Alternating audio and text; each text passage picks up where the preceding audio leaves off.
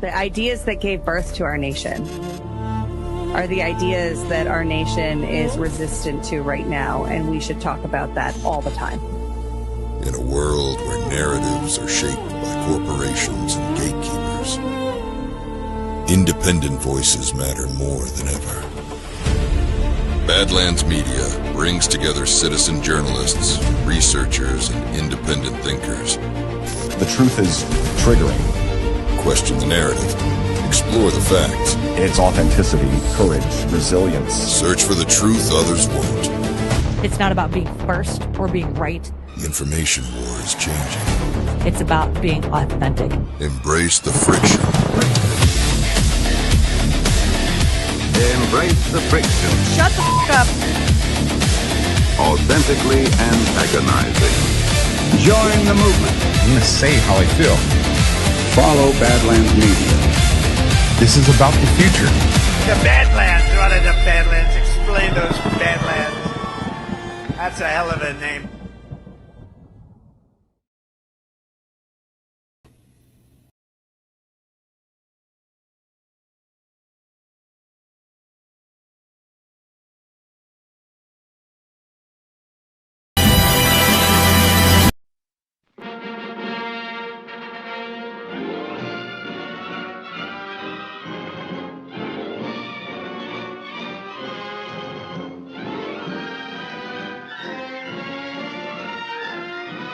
England, in the gallant days when history hung on the flight of an arrow or the slash of a sword, when feudal barons ravaged the countryside to live in pomp and splendor, when one man alone dared challenge the might of his country's oppressors, Robin Hood, outlaw of Sherwood Forest, and his stalwart band, robbing the rich to feed the poor, ready to fight for king, for country, or for maiden fair.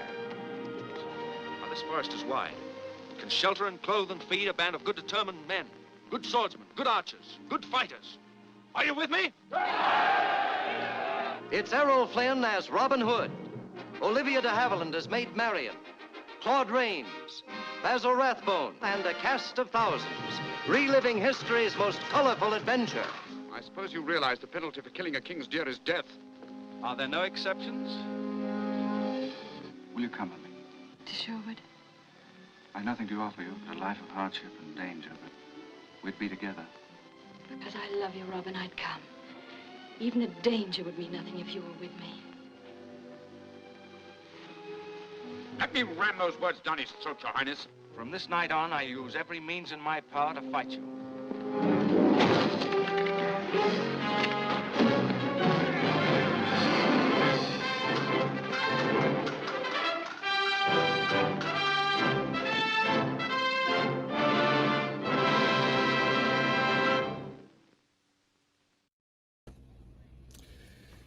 Good evening, everybody.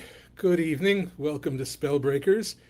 Tonight's episode of Spellbreakers is brought to you in part by our friends at Loaded Gun Coffee. Let's talk about our sponsors right off the bat. So, Loaded Gun Coffee. Badlanders, you are familiar with Loaded Gun Coffee. They have been longtime supporters of Badlands, and you may have met them in person at GART. But did you know? Yeah, I have. Did you know they are a veteran-run, family-owned shop in Lake Havasu, Arizona? Hey, you know what's in Lake Havasu? Is London Bridge. London Bridge is in Lake Havasu, the old one. We were just talking about that. Every bag of their whole bean coffee delivers a high-octane, patriotic punch of flavor. With a long family history of commitment to freedom, every bag is a testament of pride and honor, from the skilled farmers who cultivate each blend to their roasters that handpick the finest coffee beans from around the world. Yes, Loaded Gun Coffee has mastered their unique brewing methods, resulting in the best tasting coffee around. This coffee is smooth and delicious, the perfect way to start your mornings. Get over to badlandsmedia.tv/loaded. Yeah, this is a great way to support veteran-run business that are patriots.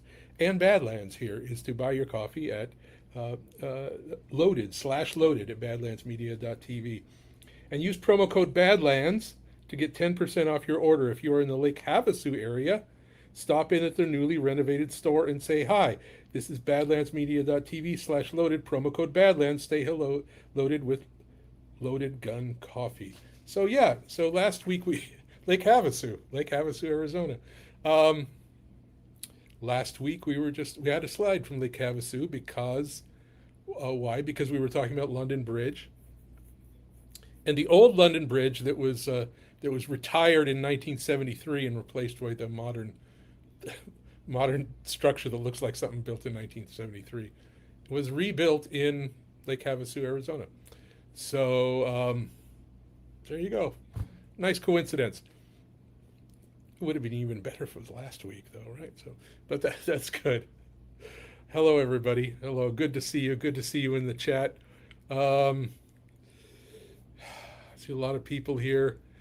TW007 said he was going to go over to YouTube, checking in. So if you're following on YouTube, I'm going to try to follow over on YouTube as well. The comments, because I've been forgetting we do on YouTube. So we'll get to that in a minute, and we'll get to why did I show the trailer to The Adventures of Robin Hood at the beginning. Well, I'll tell you in a few minutes. It goes with our theme tonight. Raw Shark Lives. It's been a rough week. Let's end on a high note. Boy, today and all week has been like wading through mud for me in everything I've tried to do. And today was just even the climax of it. Nothing was going right. In fact, I'm hoping you can hear me. You can hear me, right? You can. Yeah, I'm having to use the microphone on my computer. I'll point to you, do the Sophie Cunningham point, on my computer instead of my microphone, because I broke the cord. I broke the cord to the microphone right before I went on the air. Already ordered a new one, but it's been that kind of day. And also the camera went out, and I was like, oh, I'll use my regular camera. So I'm using the camera on the laptop too. It's really reverted back to primitive broadcast conditions. 5x5, Raw Shark Lives. Sound is good today, EC was here. Thank you. All right. Good. All right. I see Eleanor 2000. Here you go. And I see EC was here. He's sending out a link to go leave comments. So yeah, I endorse that. EC was here. Is a friend of the show, to be certain. Lives right here in Arizona too. He says he went to the Atomic Museum today. I was grateful it wasn't corrupted by one size. You mean where's that? The one in Los Alamos, or the one in Las Vegas? There's one in Las Vegas, isn't there? Or am I just thinking of that Atomic Cafe? I can't remember. Good evening to you. D-Dale DD says Claire Cat 367. Okay, there's a couple of you. Hello. GA Nana 17. Hello. In Las Vegas, EC was here, says. Good. All right, yeah. There's a cool one in Los Alamos too about the bomb. All right. So it's good to see all of you. Yeah, right now I'm not having the best week, I guess. But we're gonna have a nice show tonight. We're just gonna, again, it's strange news time too. It feels like it's slow news, but it feels like there's just this ponderous heaviness out there in the world right now, and that there's a lot of things going on, and that we're back to this kind of thing. We cycle through these types of news, don't we? Where we've got really wild things happening. And then things settle down for a while, but they seem like they're just lurking. It's like there's no such thing as normal time anymore, where things just sort of drift along, I actually want to tune out the news. I'm just like, there's other stuff I want to do, and I feel like I've been paying attention to the news so closely for years now, and not being able to sort of let go, because we're in this battle, and I know that we are, but sometimes, it's August, you just sort of want to take a little break. So I cooked up this little gimmick of our shows, like Summer Abroad Walking Tour. Here we go, we're also over in YouTube. I see Babbage 3 and Scorber 23, hello. Jane Dashwood 17, hello. All right, good to see you all. All right, we turned off our banner. All right, good evening, wonderful Spellbreakers. Hello to all of you. This is All right, so I need to chill because it's been, like I said, I've been a little bit not able to relax today until I get in front of the air, and then it's easier to relax once I'm on the air. Hello, Keith O'Higgins. I went to the porn museum in Las Vegas, and that was uncorruptible. I bet it was. Oh, Clairecat 367. We're gonna have a jolly good old time. Yes, good. That's the spirit. That's the spirit. All right, share screen, window. Let's, what do we got here? We got something, don't we? Where's my slides? Here we go. All right. Let's see, where are we set up? Okay, there we go. Spellbreakers 176, Summer Abroad Walking Tour number 3. So we're the third, at least the third part of our series, the Tower of London and the Norman Globalist Conquest. I don't know. This is just a bunch of melange. So we've been wandering around the city of London, taking a walking tour virtually, and jokingly called myself the Rick Steves of Badlands. You know, with our theme of things that we like to discuss here on Badlands. You know, I think it'd be fun to actually do a tour like this, where we look at places when they're how they fit into the story of power. You know, how are we fitting into, you know, how are we, you know, what's this? What do I want to say here? Well, here at Badlands, right, and all of us here on our side, we're always interested in how power is structured, right? That there's this idea of how we want our country to be run, and we want to be a free people, and we want to believe that we're a free people, that we're ultimately in charge of our own destiny here in the country because of our laws and because of our culture, as much as we can be on Earth, you know, as much as we can be here on Earth, but somehow we know that there was something akin to a shadow government that took over the country in the 20th century or before. It certainly had taken over the country by the time of the end of World War II, I would say. I think everybody would sort of agree with that. And we use words like deep state, and then as it's emerged out of the shadows, we use terms like globalism and all this. And so we're going to talk, I want to talk a little bit about that tonight in terms of English history, because it's like what's happened in the world at large. It's there's been little versions of it, or littler versions of it, that have happened in the past, and there's patterns in the way history works, and it's not and maybe it's not just that there's recurring patterns. Maybe things happen like in English history, and they sort of get embedded in our cultural consciousness.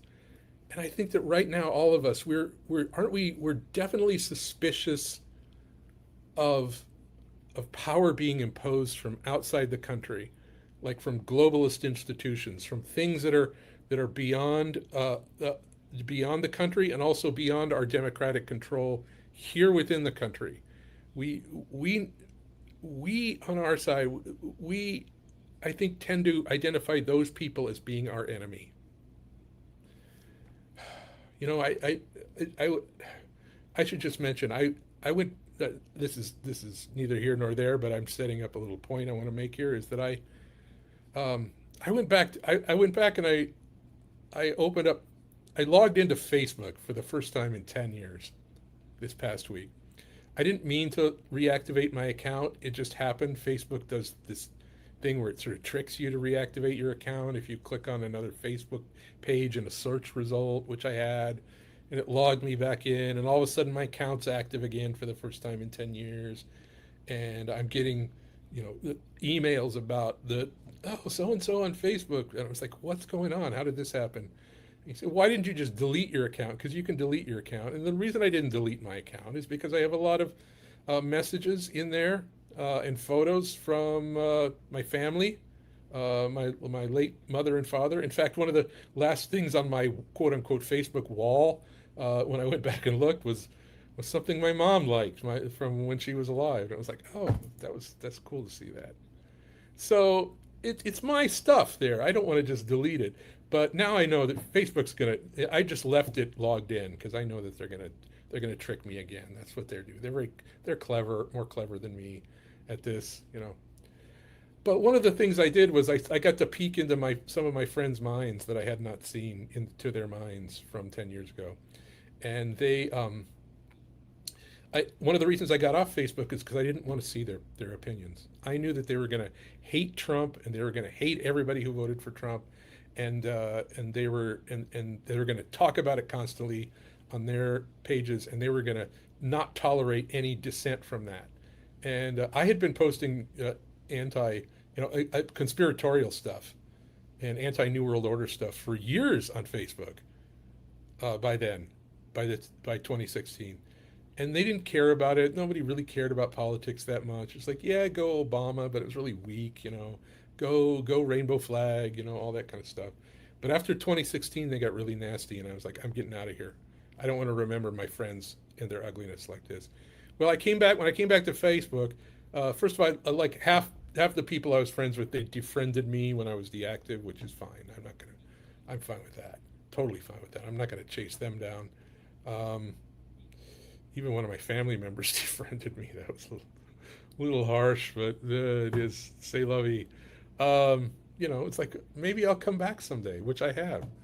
But when I went to my usual cohort of friends that I knew were super liberal, they were basically, with a few exceptions, they were exactly how I pictured. They were 10 years later, and they're still making the same snarky, Trump-hating posts that are really lowbrow, you know, and really, you know, it's like, oh, really? You know, that's all you got, you know? And I was like, oh, that's sad, you know? And I thought about, it always spurs me to think about how I want to talk to them, how could I explain our side to them? Because I've gotten that chance a couple times where I've got a legitimate curiosity from somebody who is not on our side, who says, well, you know, make your case. What's going on? Why do you like this guy? Why do you like Donald Trump? And I've tried to explain why. And so I did that again because of this Facebook incident. So it's on my mind. And one of the things I want to tell them, and maybe you'll agree with me or maybe you won't in terms of this, is that, you know, they see Donald Trump through a certain lens, like who he is. He's a bully, and he's bombastic, and he's sort of stupid, he's lowbrow, he's got all these things. And I want to tell them we don't see him that way. And the reason I would say to them is this, is that those years before Donald Trump came along, when I was on Facebook and I had red-pilled myself very severely, and I was anti-New World Order on Facebook and posting stuff like that, you know. Basically, it was just Alex Jones and a few other people at that point. You know, that you know, I came to see the world in a certain way, and I came to see the world in terms of a division. You know, there's the very, very powerful people in the world, the truly super powerful, you know, and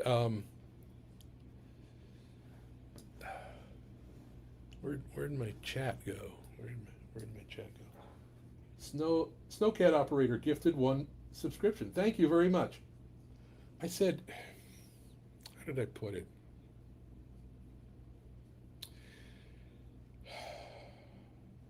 That you know, it's like the left, they want to think that they own this rhetoric that it's the hyper wealthy and the hyper powerful against the rest of us. And the hyper powerful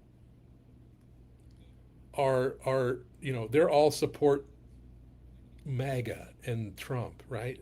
We know how ridiculous that is.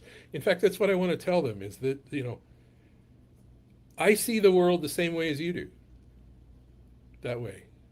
That there's extremely powerful people, and they don't have our best interest in mind. They do not have the best interest of America in mind. They would rather see America become a slave colony. then let us have our freedom, because they want it. They want that kind of. They believe that kind of control is necessary. They tell themselves that, and they are constantly attempting to assert that kind of control over America and the world, over our financial system, over our economic system, over our democratic institutions and all that. They want control. They want to control it for themselves. And then there's the rest of us who want to push back against that. And the leftists, they believe that. And I want to say to them, I believe that too. That's what I believe too. And I think everybody listening to me probably has some knowledge of what that means, that statement. I say, I believe that too. And I spent years with this. And then a politician came along who, and I said, and both political parties in the U.S. are part of it. Both the Republicans and the Democrats, both the right and the left, in the media, both Fox News and CNN, across the whole, they're all part of that too. They're owned lock, stock, and barrel by this class of very wealthy, very connected elitists who want to constantly expand their control over us until they have control over everything in the world, because they believe they should do that. They believe they have the right to do that, and they believe the world will be better off for their control. And we're trying to push back against that. So, and the way I describe it, of course, it makes us look like the leftists, right?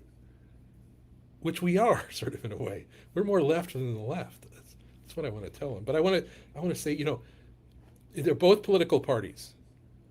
And when I say that, a lot of them, one of the people I explained that to, who's Irish, by the way, which is sort of interesting, because they're always trying to push back again. He was like, yeah, I believe that. I believe that. He's a lefty, yeah. And then I said, then the only person in our political system who also sees that and sees who those people are and is fighting to battle them, truly, not because they are so good at buying off, like the whole left is basically a creation of the hyper elite, right? All the pet issues of the left are ones that the hyper elite is perfectly fine pushing and adopting, and then people go, oh yes, we want that. Things like rainbow flag issues, gay rights, trans issues. We know that comes out of the hyper elite. The hyper elite love any kind of sexual degeneracy. They're always trying to push that, right? That's always been true, and they want us distracted. They will give you that, says the hyper elite and the wealth. We'll give you that. We'll give you, well, and we know that you hate white people. So we'll give you white erasure. We'll give you all those issues that you want. We'll give you that, and we'll give you play actors like Kamala and Obama who will push those. And you'll love it, and you'll give us all the control in the world. Because we're going to give you that. We're going to give you greenish. Oh, you love environmentalism? We're going to give you climate change, and we're going to give you all those things you want. And you just have to give us complete control. You just have to give us global government, and we'll give you all the things you want. That's the siren song that they make to the left. But I say, well, we see the same enemy as you. Except we see what they're doing to you and manipulating you. And we think that Donald Trump is the only guy that's ever stood up to them in the last 100 years in America. And that's why they hate him so much, both the Republicans and the Democrats, because he's fighting them. He sees who they are. He is the only one who's been on our side. And now he has allies, but it took him doing that.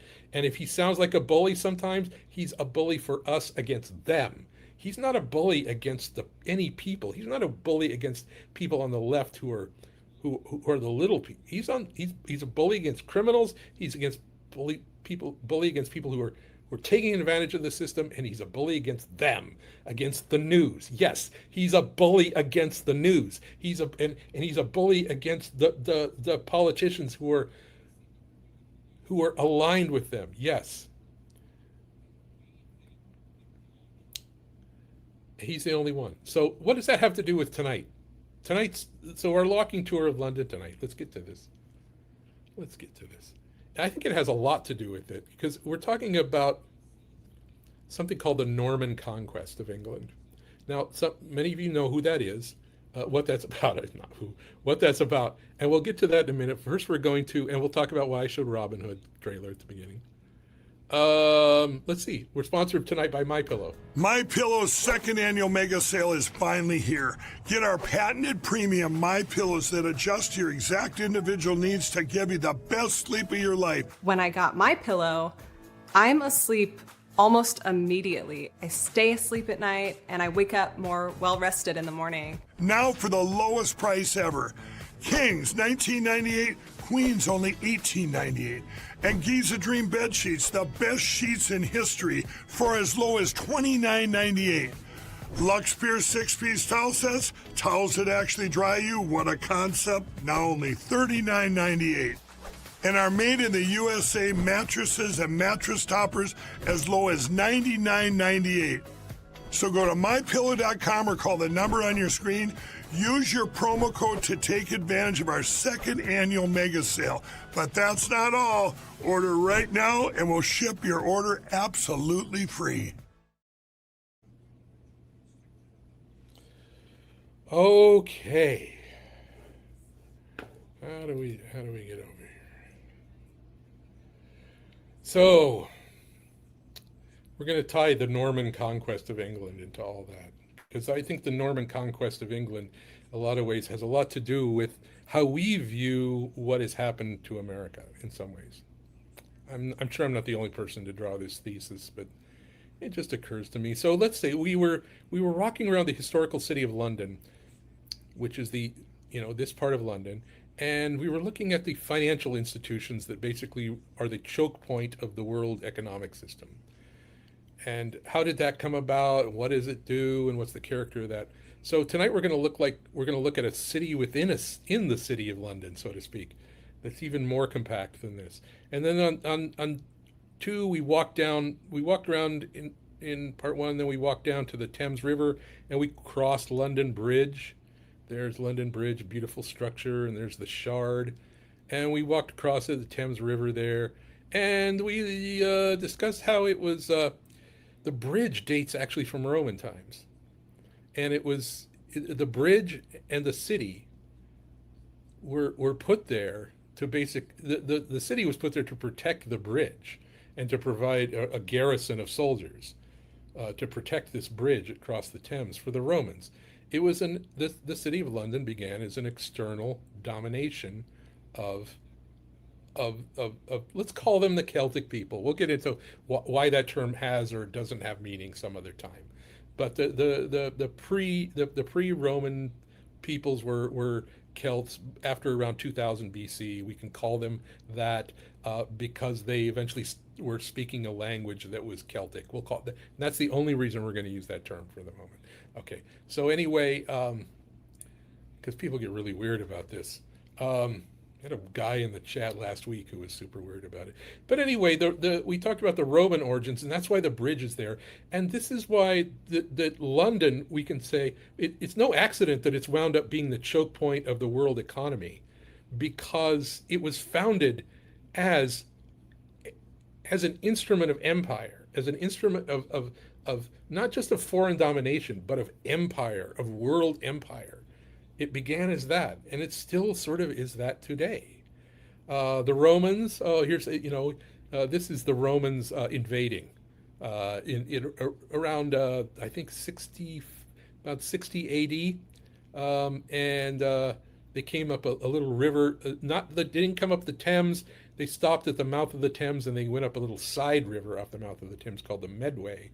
So I don't know how accurate this is, probably not that accurate, but it's somebody's guess. All of these are somebody's guesses. So we walked down the London Bridge, which was the result of that conquest. Caesar didn't wasn't able to do it. But the next century, the Romans came back, because they always do. The Romans just always come back, because that's about world domination and empire.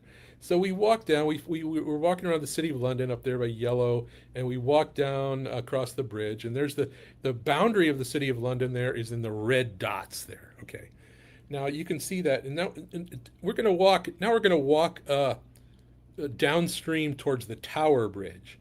Like I said, some people confuse the Tower Bridge with the City of London. Tower Bridge is only about 130 years old. London, the structure of London Bridge that you see it right there is only about 50 years old, but there's been a bridge there for almost 2,000 years. There's been a bridge there, we think.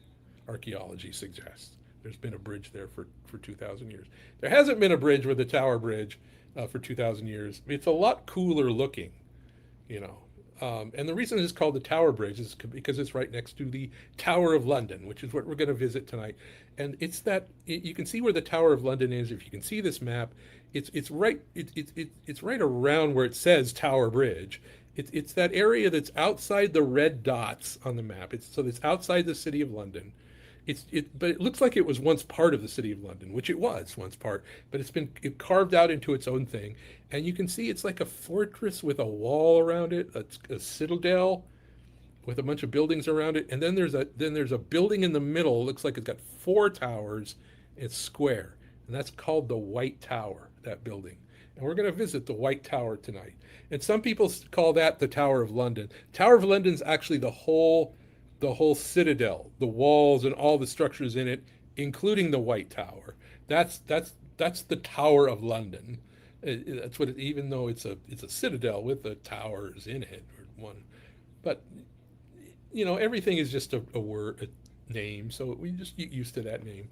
But that's what we're going to focus on tonight. And notice that it's much smaller than the City of London, but it's almost like it's its own. Like the Romans built the City of London originally. That they built walls around that. And then later on, some people called the Normans would arrive much later, about almost exactly 1,000 years later, actually. I wonder who's going to show up 1,000 years after that, which is a couple decades away. So, because the Normans arrived in 1066, the year 1066, so that's almost 1,000 years exactly after the Romans. And almost 1,000 years before us now. So what happened? There was the Normans, when they came, they did something much like the Romans did, in that they were able to not just invade England and live there or ransack it and stuff and settle down there. They were able to dominate it. They came in and dominated it as a ruling class, like the Romans did. But now it's different. The Normans come in and they're going to dominate the country like a ruling class, and it changed the character of England completely, in a lot of ways. Not completely. I'm exaggerating. Never completely. And the Normans did it without bringing in lots of people. This was, when you have invasions of a country, you can have the invasion be like lots and lots of people show up, and they conquer by force of arms, and then they settle down.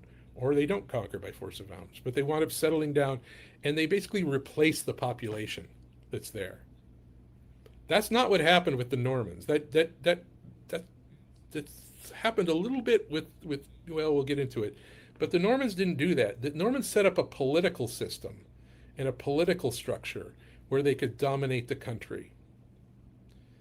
And I want to compare. It's like, what if America? Let's say not America now, but America 100 years ago, when we were more free, and like William McKinley administration, that kind of thing. What if a bunch of, this is, sci-fi, like steampunk sci-fi, a bunch of space aliens invade, and they come in, and they land, and they've got super advanced weapons, and nothing America has or anybody in the world has is any match for them. So they're like, yeah, we win. And you have to do what we say, and we're going to rule Earth like a colony. So we're going to put down, let's just America, for example. We're going to put down our forts, that we can control the country by these forts, and we're going to keep track on anything and make sure you didn't get out of hand. And we're taking over all the politics. We own and run everything, and we'll let you do stuff. But we say we're gonna run everything now. We own all the land now in the country, and we'll let you have it back to some degree. But we're gonna rule everything now. Now, some of you may be thinking, well, that's sort of what happened with the Federal Reserve, isn't it? And is that what happened? That's sort of like, and you got, if you look at a Federal Reserve Bank, and it's like there's one in downtown Denver, and it looks like a fortress. And it's like, yeah, we own and run the country now. And maybe they use admiralty law. I don't know anything about that, but that's, I don't know. But imagine that scenario. And then imagine America goes forward from that, and it's ruled by these aliens, and they speak their own language, and so their language becomes popular. But eventually they just sort of, the ones that stay here, they sort of blend in with the native population, and there's sort of a synthesis after a while. And but America's would never be the same, right? Would you agree? It'd never be the same if that happened. It would never be the old free America again. And some people think that's what happened, right? Well, that is one picture of what the Norman Conquest did to England. What I just said is that there was a group that came in, conquered the country, small group of people. They didn't replace the native population. They just ruled it, and they claimed their leader crowned himself king, and he declared eventually that they own all the land in England. All the land in the country belongs to the king. Sort of maybe you think property taxes sort of do that. All the land really belongs to the state in America. That we rent our land from the state, basically. We have to pay rent on it through property taxes. We don't have, I guess maybe Nevada, but some states have clear title to the land, right? That you actually own the land. That's, say, well, that's not actually true in the way the titles work. The state really is the one who really owns all the land. And so that's what happened in England. And also the way that they chose the new king changed. Like instead of having a presidential election, they're just going to have hereditary succession of this alien ruler. His son and will become the new ruler of America, and then we'll just have that. They have these foreigners, and they don't even speak our language. They don't even speak English.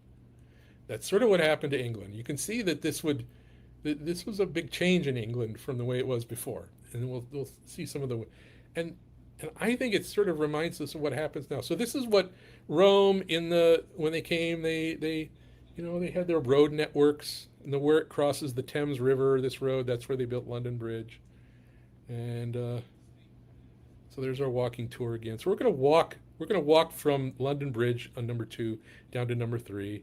And there's a path that we can follow. It's very nice in London. You can walk along the waterway. On the sidewalk there, it weaves in and out around buildings and stuff, but it's a nice walk. You can walk right along the Thames, and all the way from Westminster Bridge, where Big Ben is, all the way down to the Tower of London. There's a walking path the whole way, and we're going to pretend to take that. We're going to walk. Here's London Bridge. We're going to walk along the waterfront. In the old days, there was a fish market right below the bridge, as we said, Billingsgate, which is now a word for coarse speech. That was where the boats that brought the fish brought it as far upstream as they could, so it could be right by London Bridge. And there's the old fish market. We're gonna walk past that. So, but this is all recent stuff. This has nothing to do with the Norman Conquest. This is from 200 years ago. But the fish market goes back a long ways, and the fish market still exists, but it's not in the city of London anymore. They moved it, but you still can go buy your fresh fish there. Now we're going to walk by, as we walk towards the tower, we're going to walk towards Tower Bridge. We're going to walk by you can see the HMS Belfast, which is a light cruiser that was used in World War II. Here it is shelling the beach at Normandy, which is very appropriate for tonight, because we're talking about the Normans. We're from Normandy. Anyway, it's a museum now. It's been a museum since 1973, and it was built in Belfast. In the old days, Belfast was a great port for building ships in the UK. You know, the Titanic and its sister ship were built in Belfast, I'm pretty sure. It was one of the principal shipyards, Northern Ireland. And it's not anymore. I was in Belfast when was I in Belfast? 2009.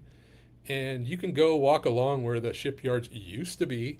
There's nothing there now. There's like a mall there that was, I went to see a movie there. What did I see there? Did I go see that Bruno movie with that awful guy? What is that guy that's Bruno? He's the guy that pretends he's from Kazakhstan. You know, I hate him. I hate his movies. I just loathe him. Anyway, I think I went to see that in a mall in Belfast. And I walked around a lot, and there was it's a ghost of what it used to be. Why? Because basically its entire shipyards of Belfast, which built the modern British Navy in the 20th century, and a lot of its transport ships, was basically dismantled, and the entire shipbuilding facilities were moved to South Korea and China, and Singapore, back decades and decades ago, because that's what globalists do. They don't care. So it's nice that they kept one ship that was actually built in Britain when Britain had a shipbuilding industry. Here's the walkway along the Thames that we're walking along. There's the Tower Bridge at night. All right, that's nice. There's the Tower Bridge in the day. So it was completed in 1894. It took about 10 years to build, and it's a drawbridge. It's a drawbridge. So it's got weights in those towers that move up and down, and they pull up and down. This is how ships can get through the Tower Bridge all the way to London Bridge, which is the age-old stopping point for ships sailing up the Thames, was London Bridge, because you couldn't go past that. But now we're at the tower. We're going to go into the White Tower, which is in that little white box, if you can see on the screen. We're gonna head for that. We want to explore that, and we want to get a bead on the Normans and how they were sort of like the globalist banking power system of their day, even though they weren't bankers. That was part of what things they were missing. To have the power elite also be the bankers. That's like one of the things that they're always inventing new ways to consolidate power. That was a later invention. That's what we have now. That's what the City of London became later. But in the Middle Ages, we didn't have banking yet. So they were just, they just used their swords. Said, you have to obey us because we defeated you in battle. End of story. Okay. So yeah, there's the City of London too. There's another view of the tower. The Tower of London. And yeah, okay, that's where we're going to head. Here's a map outline of it. Now, a lot of you probably been to the Tower of London, I'm guessing. You've been there. If you probably toured it, yeah. Okay. All right. Keith O'Higgins, $1. Maybe the City of London will be invaded by the Muslims and taken over like the gates of Toledo in 711 AD by the tiny hat traders. Well, oh, Keith, there's a lot to unpack there. There's a lot to unpack in terms of, well, let's not go down there. But there's a lot to unpack there. All right, so here's the Tower of London, which is the citadel, right? That little citadel, which is like, it's like, the City of London was put in like it was some kind of foreign, like a chip, software chip, to run. And the Tower of London was an earlier version of that by the Normans to basically rule Britain without even having to live there. Because at first the Normans didn't even live there.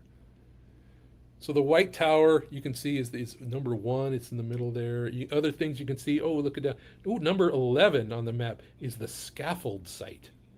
So that's where they put people to death. Because you probably know that Tower of London was a prison.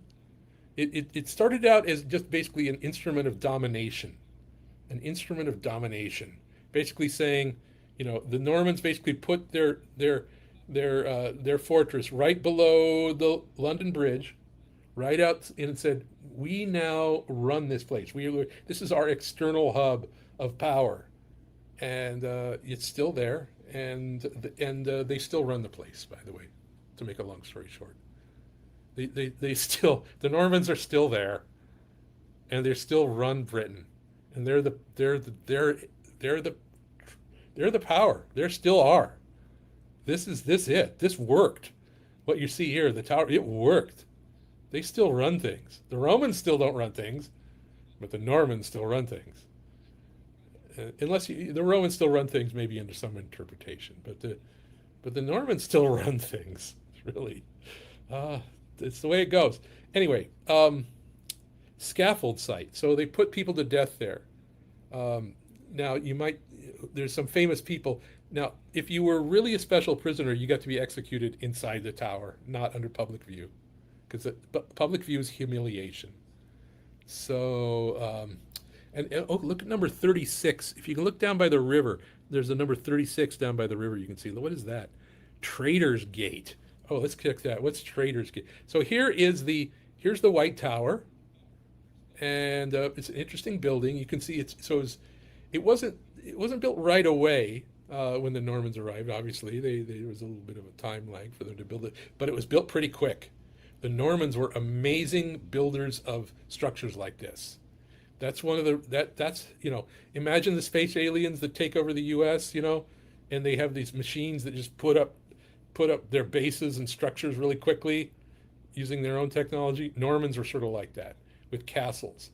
Most of the castles in England that are old, not the new ones, but the old ones, they're Norman castles, and there were hundreds of them. The Normans built hundreds of castles with really quickly, and from these castles, they were basically able to, by being a minority, control the entire country of England and Wales. All right, but look down at the bottom there. We got entry into the Traitor's Gate. Check that out. Entry. So that's Traitor's Gate. You saw that on the map. There's a little arch down there, and there's something down by the river. It looks like a weird shape on the river, sort of greenish. Okay, there it is. Entry to the Traitor's Gate. It doesn't sound like something you want to go through. The Traitor's Gate. Here's what it looks like on the other side of the Traitor's Gate. So there's water, and you go in by boat from the Thames, and you would be let in through the Traitor's Gate. This is it. Now, you weren't inside the tower yet. You were just inside the citadel. So it's like, it's like if you were going to a prison, there'd be the prison walls, there'd be the fences, the outside prison walls, and then there'd be the prison building itself inside of it. So this gets you inside the walls. All right. And so, there it is from the air. You can see the river and the structures around it. And let's go check it out. Let's get a little bit closer. There it is, a little bit closer. Very interesting structure. You can see it's very crude. It's square. And it's got it's really rough-hewn stone. So yeah, this was, I don't know if it's the first stone castle in England, because the people that lived there before didn't really build stone castles. The Romans built stone forts, but castles. This is the coming of castles to England. All right. So here we are. We're right up against the tower now, and oh look, so these are called the home. What is it? So I got my notes here. Come on, I got my notes. Format, arrange, view, comments. Well, shoot. I should be able to see the Keynote. This program I'm using has a place for notes, and I pasted in a bunch of notes so I'd have something the right thing to say about these guys. These are called the home. They're foot soldiers, and their job is to protect the household. They're called the household regiment. That's the word I'm looking for, because I didn't have my notes. The household regiment. And they're soldiers, and it's an honorary guard. They're foot soldiers, and their job is to protect certain sites, including the palaces, basically, the royal palaces, and includes the Tower of London. And their job, and there's a bunch of them, and they rotate around from one place to another, and they parade out once a day. And you can see them here. They're wearing the traditional red coats, and they're wearing the white. Those are, we want to call those pith helmets. Pith is actually a material that was they were original pith helmets, but they're the foreign service helmets. They're called, is the name. So they were used in hot climates because they're sturdy, but they're light, and they allow some air circulation around your head. And sometimes they wear these, or else they wear the bearskins. This is the same group. Sometimes they wear one, sometimes the other. All right, and these guys, they're there too at the Tower of London. They're called the Beefeaters, and I wish I knew what their job was, because it's in my notes that I can't see. So, but they're there too, and it's like Beefeater gin. Okay, they're I think they're called Yeomen of the Guard is the name here, and I can't remember what their job is and their function, but they're, it's mostly ceremonial now, all of this, but maybe they do something important. Here's where the scaffold site was, where all people were put to death. This is what it looks like now. It's a memorial to people that are there, beheaded mostly, maybe hanged, I don't know. Here's Anne Boleyn, probably the most famous person put to death. Now, she was put to death inside the Tower of London in her cell. So Henry VIII, her husband, the king, granted her that and spared her the public version. And he also allowed a French swordsman to cut her head off instead of an English axeman guy. And that was considered, the French swordsman would then be considered a much more clean and straight cut that would be merciful. And so that was Henry VIII being merciful to Anne Boleyn, was allowing a French swordsman to cut off her head. So that was in her cell in the Tower of London. But that was in the year 1536, almost 500 years after the Normans came. Anne Boleyn married into the Normans, you might say, because Henry VIII, House of Tudor, was descended from the original Norman king, William the Conqueror. Now we get to you want to see the crown jewels. Here are the crown jewels. We've got the scepter and the crowns. And they are held in the Tower of London. And that's what, if you go to the Tower of London, you certainly are going to see these, because you're not going to go all the way there without checking out the crowns, the orbs, the scepters, each with a ceremonial meaning. And these, of course, come out now only on very ceremonial occasions, like the coronation, or maybe a wedding, etc. All right. Again, I don't have my notes. I had a lot of notes. No, I'm just sort of winging it. But hey, it's just a walking tour. We're just walking. We're taking our time, moving along. Okay. Duffy's Tavern, $1. I think most of us have some type of feeling that what we are now facing is a spiritual battle. Yes, it seems that one of the anchors against us is solidly the City of London.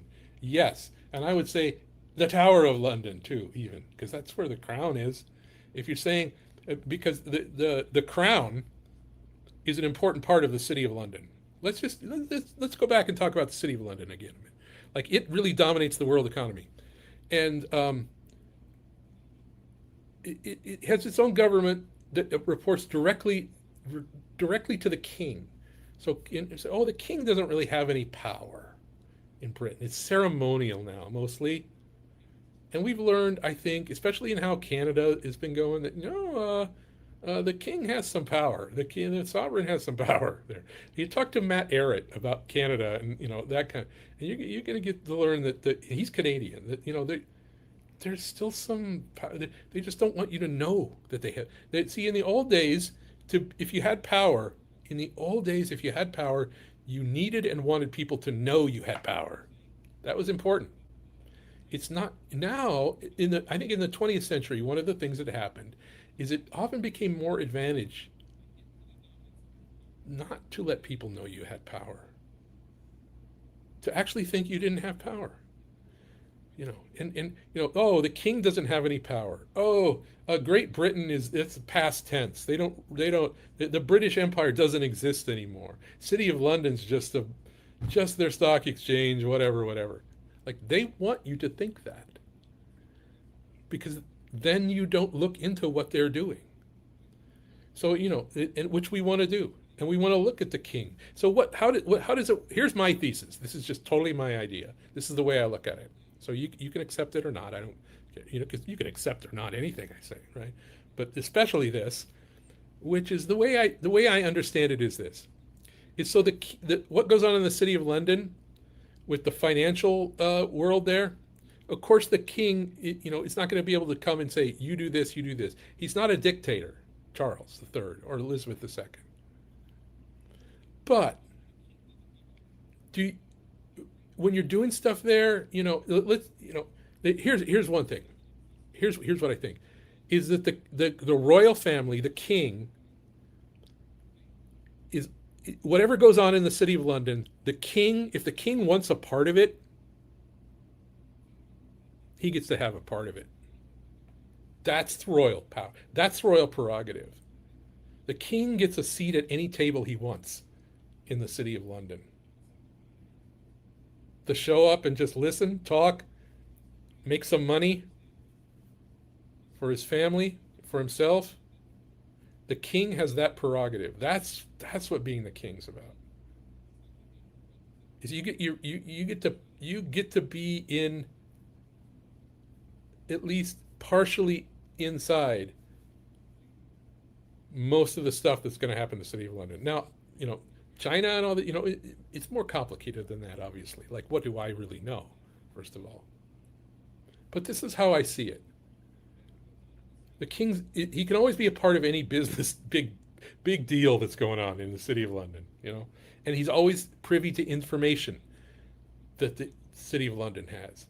And anything that's the king can have access, in theory. Or else they keep him in the dark. Maybe he doesn't have access, Maybe there's, and that's how English histories often work. Sometimes you have a powerful king, sometimes you have one that's kept in the dark by his closest advisors, etc.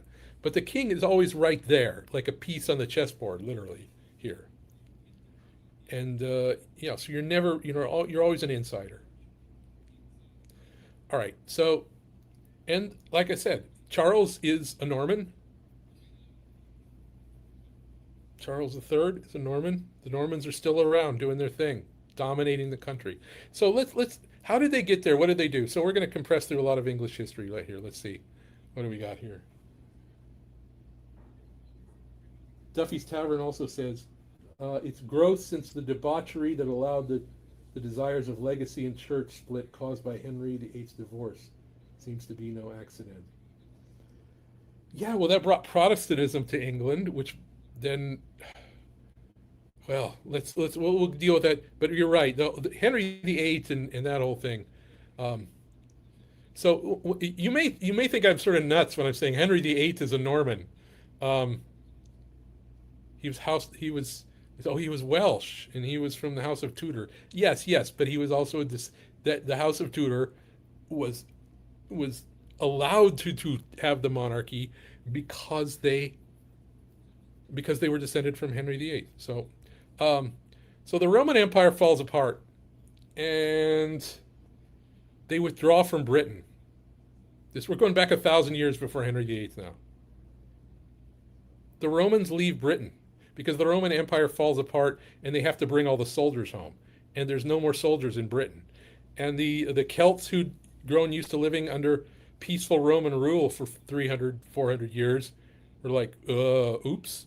And the first people that hit them are the other Celts or other people, whoever they are, Celts and Picts, maybe Celts. We don't know. I'm descended from Picts, evidently. We know that because of my mother's maiden name. Is from a Scottish clan that has a reference to a Pictish god in it. So I don't know if that means they're Pictish or without it.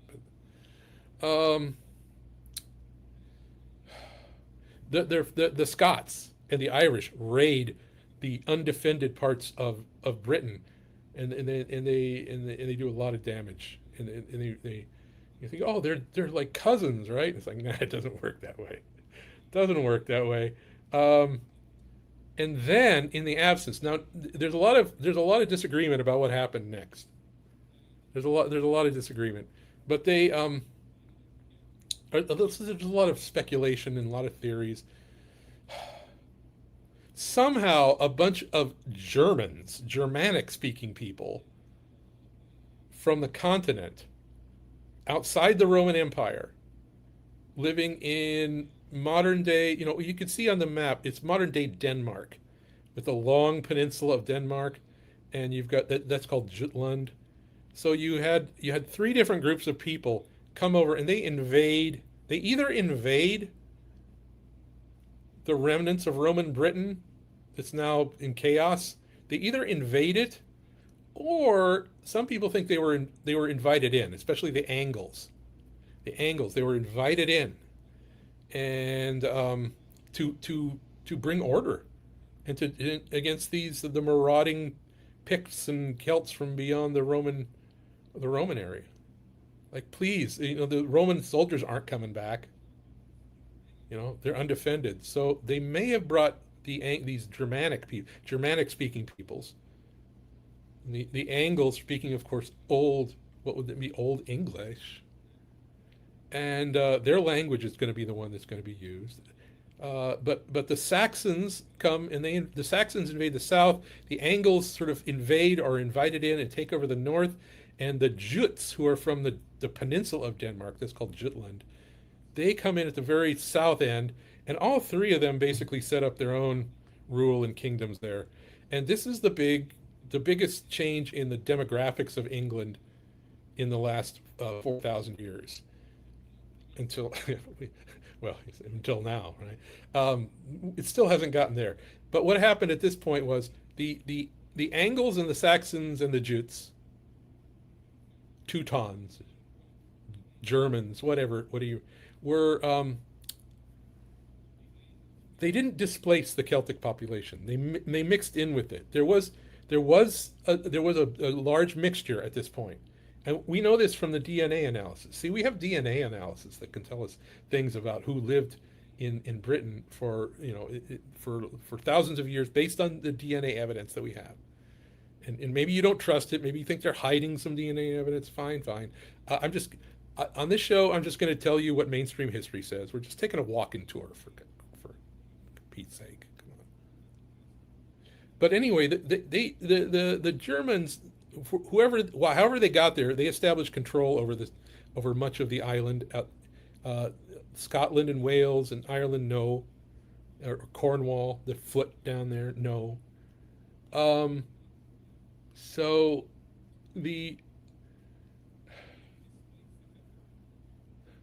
this was probably around the year 5 to 600. So within about a century of the Romans leaving, this happens. And this is how the English language gets established in England. And this is when we talk about Anglo-Saxon, you're talking about Angles and the Saxons.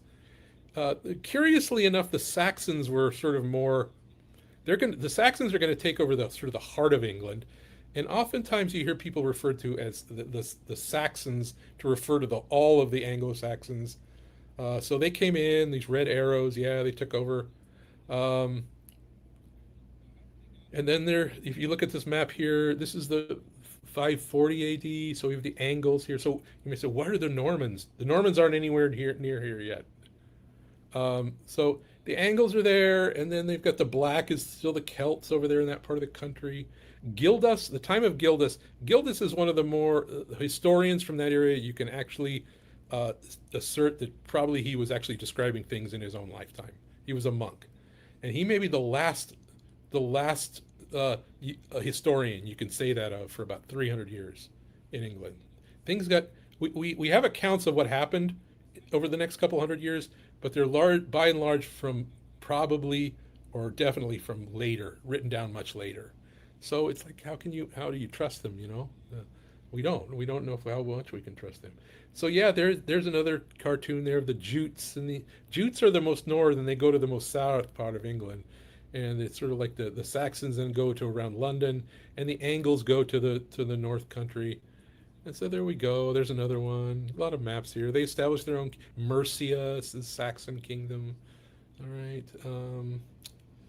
Wessex in the south. Wessex becomes the most powerful kingdom among the Anglo-Saxon kingdoms. Is Wessex. All right. There's another one of it. So they, and it reflected in the page names, like anything with so the Anglo-Saxons, they built burhs, which were like fortified hilltop towns. And all right, so let's pause here a moment. All right, Duffy's Tavern. I see you've got another chat there. Thank you.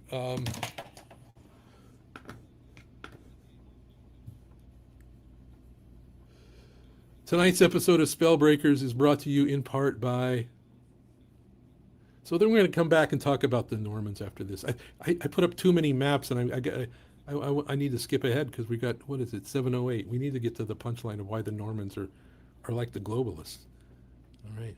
And how they changed England in sort of like in this weird way. Well, we'll get to that in a moment. Here we go.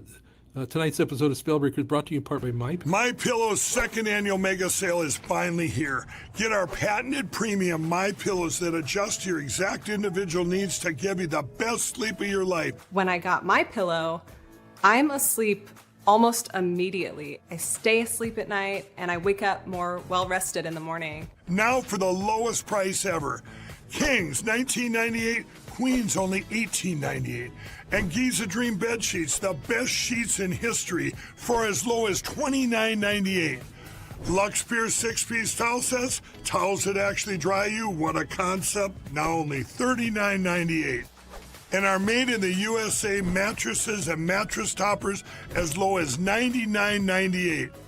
So go to mypillow.com or call the number on your screen. Use your promo code to take advantage of our second annual mega sale.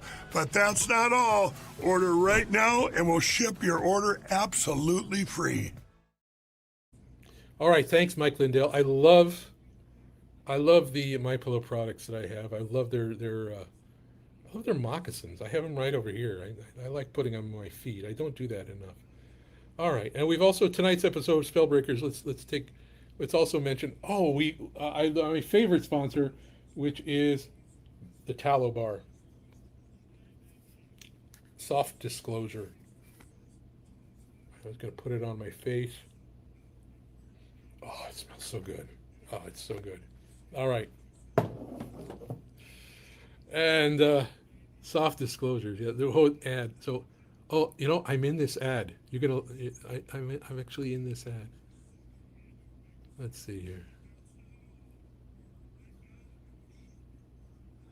Oh, what happened to soft disclosure? Oh, here, it's called Back to School. Soft Disclosure deodorant is made with purity-tested ingredients like organic arrowroot powder, magnesium hydroxide, and nourishing plant oils. This deodorant keeps you fresh without covering up the truth. Activated charcoal works like a magnet to help draw out impurities, while green matcha tea brings antioxidant power to protect and calm skin. Aluminum-free, stain-free, and formulated to last up to 2 months of daily use. Whole bus fresh, no stank on me. Soft Disclosure got me clean. Fresh so loud, can't compete. Mint, lemon, grapefruit, lavender tea. It helps fight odor without blocking the body's natural sweat. And every purchase helps support 6 American small businesses. Buy 2 deodorants, get a free lip balm. Or visit softdisclosure.com and use promo code FRESH for 15% off. What are you doing? Soft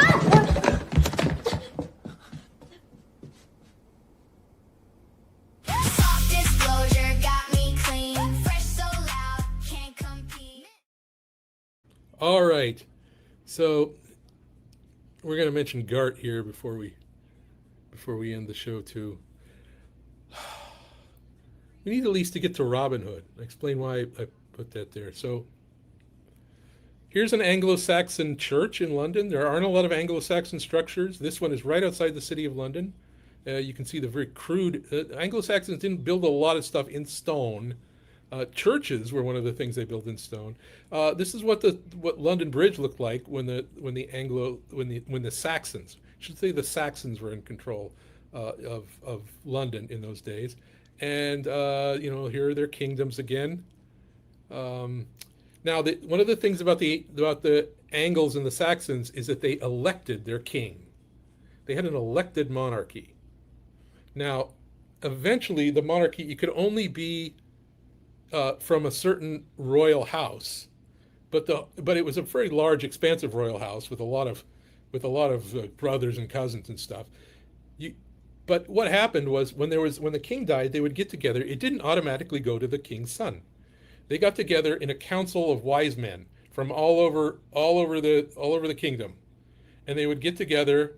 And who was invited? Basically, any nobleman or anybody who could claim to be, have some kind of elderness could show up. And there was no formal rule. It's basically if the others accepted you, then you were in and you got to vote. And then they would elect the king. So it wasn't a democracy per se, but it was very Anglo-Saxon. Let's just say that. When you talk about Anglo-Saxon law, they established trial by jury with jury note. You have Jonathan Drake is very big on the idea that the Anglo-Saxons established jury nullification in trial. They established the basis of self-rule of communities was Anglo-Saxon. And that's what England was like at one point. Now is low level of technology, and we're not yet quite at the year 1000, but when the year 1000 rolls over, this is still what England is like. But it's about to change. And how is it about to change? It's about to change because the Normans are going to come in, and they're not just going to take over, they're going to conquer this entire system. No longer will you have an elected king. There's going to be king, goes from father to son, and that's it. It just like it is in Europe, in the continent. That the whole idea of the Normans is essentially that they brought continental French and even Roman types of power structures back into England, imposing it on the Anglo-Saxons. And but then there's other, before the Normans even get there, first you have the Vikings show up, the Danes show up, and the Anglo-Saxon, and they're just from right up the peninsula. The Danes are from the islands of Denmark, by the way. They're not. That's how you. Aren't the Danes already there? They came from Jutland, and it's like no, the Danes in that day, the tribe of Danes came from the islands, like Copenhagen, etc. So they come and they invade, and then the Anglo-Saxons have to fight them off. And they eventually sort of let them stay in the middle of England, in the areas of where the Angles had settled. They let the Danes stay there, but Danes pledge loyalty to the king of the Anglo-Saxons. But in return, they get to establish their own laws, their own system of laws. The Danes do, under Anglo-Saxon authority, but they have freedom to do whatever they want to. In that way, that's called the Dane law. Okay, the king of the Anglo-Saxons who fought them off was Alfred the Great around the year 890 or so. So there's the Dane law. Alfred fought against them. Then more Vikings show up, and they just overwhelm the coast of England. And the Vikings invade all over Europe. The Vikings who are from farther, they're from like Norway now. And now it's their turn to raid, and they go far but now these people have really good ships.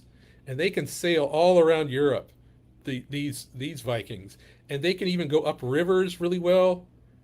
Like, here they are. Here are the Vikings. This is from after the Danes and after the Anglo-Saxons. Now, and they're hitting England, and they're raiding England, and they're causing all sorts of trouble. And it's just like a big free-for-all there for a while. And history sort of blurs out until Alfred, is one of the ones where history starts to come back.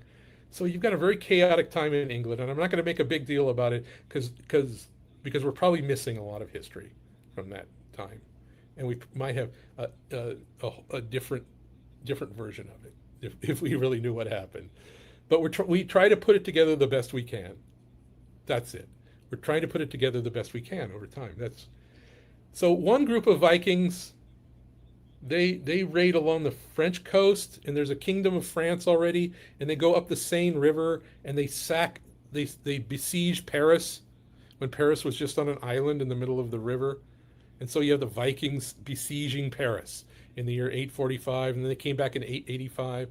And the French kings were like, what are we going to do? This is too much for us to deal with. So they're like, okay, we got an idea. Let's grant them some land, these Vikings. We'll grant them down at the mouth of the Seine River. We'll grant them a bunch of lands, and they can control the mouth of the river then. They're like, if any other Vikings come, it was like, no, you this is your job to protect it, and we'll make your leader of your Vikings. We'll make you a duke, not king, but a duke, and you have to just pledge formal loyalty to the King of France. But you're going to get all this land along the coast, and then you can go raid elsewhere if you want to, or you can settle down. It's up to you. And it worked. It totally worked. Between the years 911 and 924, the King of France granted these Vikings lands along the coast of France, and so these group of Vikings, they were the Northmen or just the Normans. So the Normans are Vikings, closely related to everybody else who was raiding England. But the difference is they made a stop in France, where they adopted the continental system. They adopted the French language. They almost became an extension of that whole idea of continental power and the structures of continental domination. So there's the map again. And they built castles. They adopted that from the continent. They built castles, and they love building castles. This castle was built on the site where William the Conqueror was born, but he wouldn't be born for a couple centuries until this one was built. All right. So anyway, the Normans under William has a claim to the throne. There's a crisis in the throne in England, and there's three people who are vying for it among the Anglo-Saxons. There's an Anglo-Saxon. There's a Norwegian king, says no, it belongs to me. And then there's William, the Duke of Normandy, who claims that the Anglo-Saxons elect their king, as they always did, and they pick this guy Harold.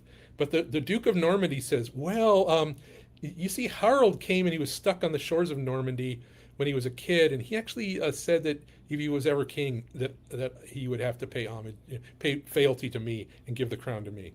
And so William claims this, and he says, no, the crown belongs to me, not because the Anglo-Saxons, see, they didn't know about this when they elected Harold, probably. If they had known about this, they probably wouldn't have elected Harold.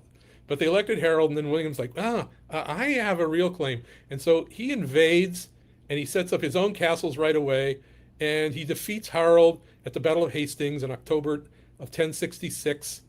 And Harold is killed, his rival, and they fought like the close quarters. The Anglo-Saxons fought with shields on infantry. The Normans were cavalry, and the Normans won the day. Harold was killed. Somebody took an arrow in the eye. William is crowned. William has himself crowned King of England on Christmas Day in Westminster Abbey, not the one that exists now, but the one that existed then. And now the Duke of Normandy rules England. It's not like Normandy didn't, see, and this is clever, Normandy didn't conquer England. William conquered England and took both titles separately. And eventually his line becomes the kings just of England, and they don't have Normandy anymore. All right, so, and the Normans built hundreds of castles, not just the White Tower. They built hundreds of castles. Stone castles from which they ruled, and they claimed all of the land. William claimed that as king, he owned all the land. He was basically, and my word goes, there's no checks on his power. He's basically a dictator, and he's taken all the complete takeover of the country in every sense of the word. Now, he had to enforce his word, but we'll get to that. So, because they do, that's what the castles are about. The old Saxon nobles, so there existing Anglo-Saxon nobles, they were sort of dispossessed. Their land was literally taken away from them. And then it was sort of granted back by William, said, well, I'll grant you it back. But remember, the grant always comes from me. Comes from me. Keep that in mind. Just like the state owns your property with the property tax. Can take it away if you don't pay him. So now all the Saxon nobles, they're no longer ruling the country through the Council of Wise Men. They're just paying homage to this foreign guy. And that's how it about. And the kings of England have been descended from the House of Normandy since that time.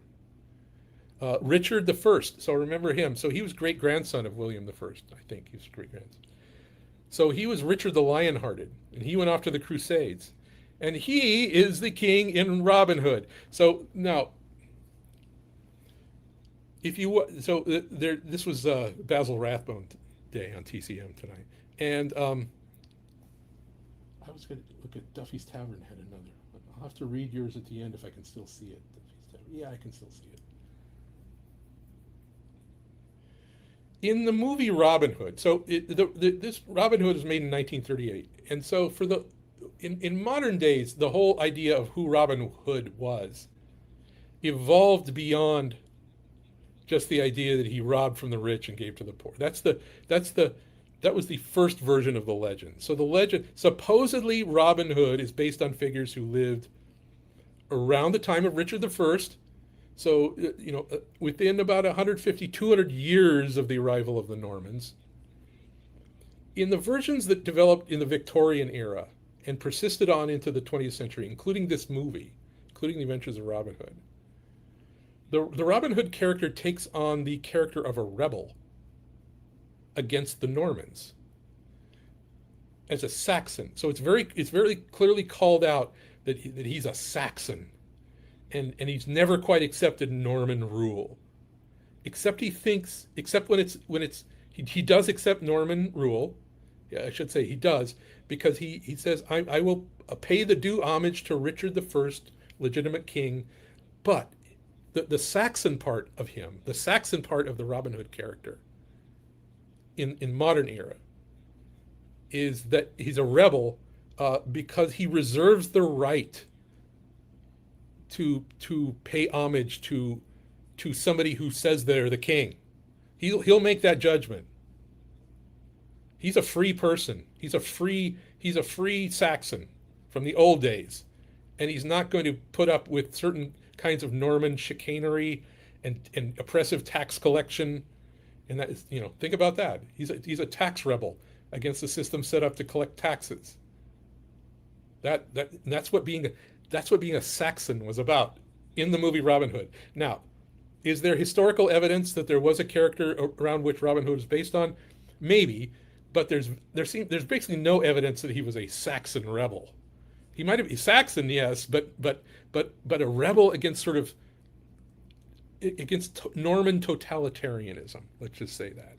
In the movie, totalitarianism is depicted as Norman. That's why you had to have a good king. And when Richard shows up, he's like, Robin kneels to him because he's the good king. It's like, okay, I accept this Norman rule. And he married, Maid Marian is depicted as being Norman. She's Norman in the movie, in this version. Now, all of this was made up. All this Saxon versus Norman aspect of Robin Hood was made up by Walter Scott in the novel Ivanhoe, which there also was a movie about. Starring in Robin Hood's in that movie. So anyway, we're back at the Tower of London, and I hope you could see the point I was trying to make about how there was about Norman rule. That's the way we'll talk. Maybe we'll talk a little bit more about it. We got to wrap up the show because we got to go at Onlylands. I'm not on Onlylands tonight. Thank you to everyone. Thank you to Duffy's Tavern for the $1 and for the other one. It allowed a veneer of Christ morality light, which concealed the monarchy to grow in warped thinking. Oh, you're talking about the Protestantism of Henry VIII. Yeah, we'll have to get into that a whole different time, but I'm glad you brought that up. And 1917, yeah. All right. Are the Danes related to the tribe of Dan? I'm not going to answer that. I saw that whiz by there. Okay. Claire Cat. Thank you, everybody. All right, I will see. I got to talk about GART. Got to remind you that GART is coming up in September, GART 13. And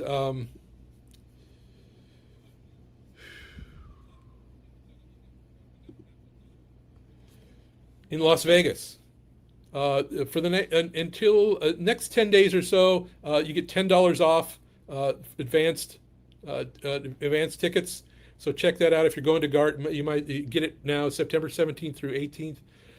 The Great American Restoration Tour, Part 13. Participants yet not announced yet, although I'm not going to be there. So hopefully I'll be in Florida for the one there in November. All right, thank you. All right, thank you to everybody. We'd love to see you in the chat on OnlyLands. Okay, I'll be in the chat. Okay, but we got a raid now, I guess. Let's raid. Raid. Okay. I think I've got. Do I have the? I thought I queued up OnlyLands. Anybody got the OnlyLands URL, and then we'll raid over there. Thank you, Kimmy G17. Thank you for a really good show. Rebel Nader, hello. Green Ozone, hello. Thank you all. Wonderful. D Dale D. Okay, Raw Sharklives. Thank you for the. We're gonna raid OnlyLands now, and I'll jump in the chat. I'll come along with you on the raid. We gotta wind down from our walking tour. We gotta go have a pint after we made it to the Tower of London. We saw the crown jewels. So what's Matt's hand? I'm Matthew Trump. You'll see me. I'll be right here. Hello. There I am. Okay. That's me. Starting raid. Okay, join. I'm going to join the raid. All right. Hello, everybody. Hello, everybody. Hope you enjoyed the walking tour. Tonight's walking tour. The hosts are not going to have any idea what I'm talking about.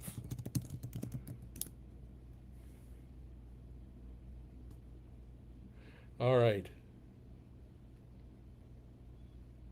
Oh, you can't hear me anymore, right? But I gotta do this. Gotta turn it off.